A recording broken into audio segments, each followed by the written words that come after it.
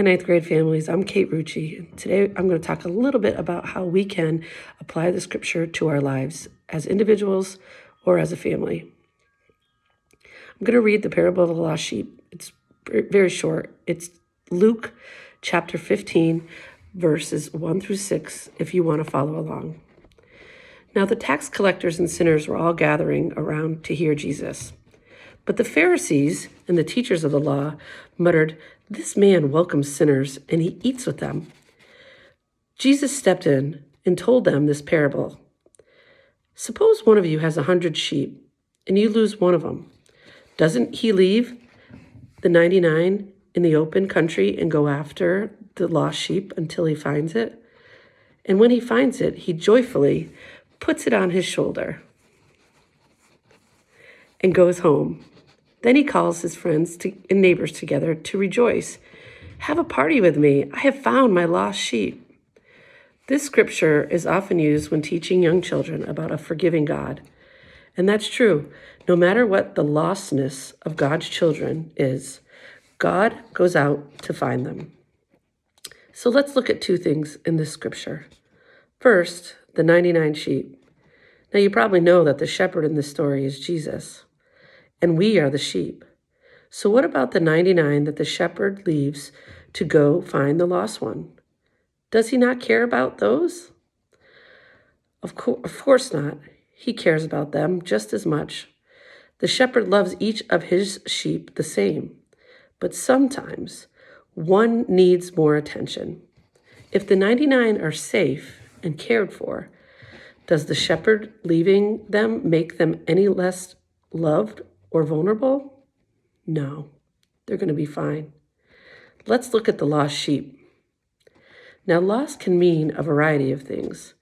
We can be lost in many ways.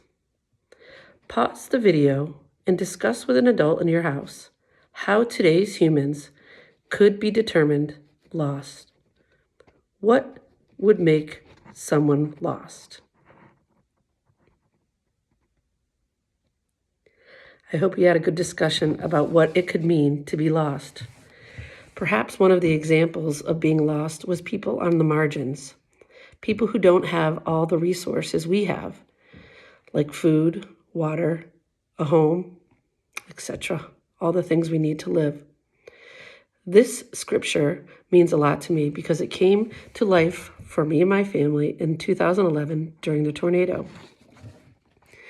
It was June 1st, 2011, that the tornado ripped through terribly western Massachusetts of a span about 32 miles, if I remember correctly.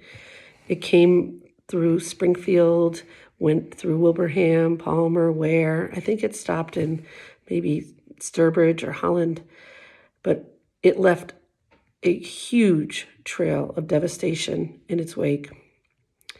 There were people whose roofs were literally ripped off of their homes that were completely torn to bits.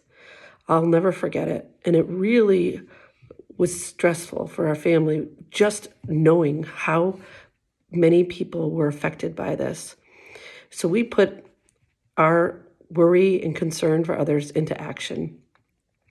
All those people that were lost needed things like food, water, shelter, and we were trying to think of ways that our family could provide that for them.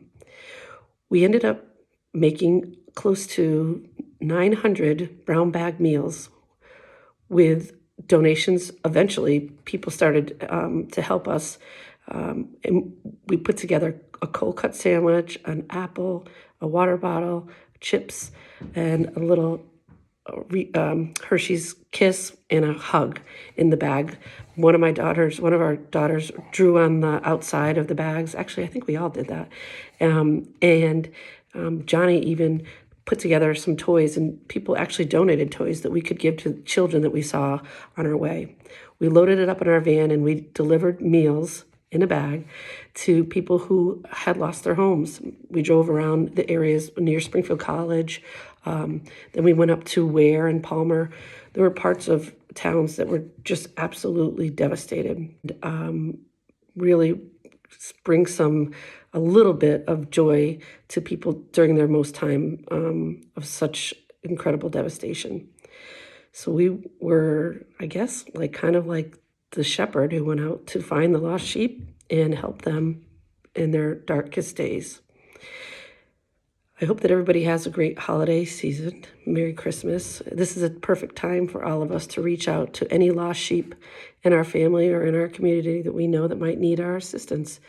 Who can you reach out to? Maybe it's just a simple connection of a phone call, or maybe you're going to help families who won't be able to provide for their children for Christmas. Think about ways your family can help. And I hope everybody has a great new year, that we get to see you in person sometime very soon. Take care.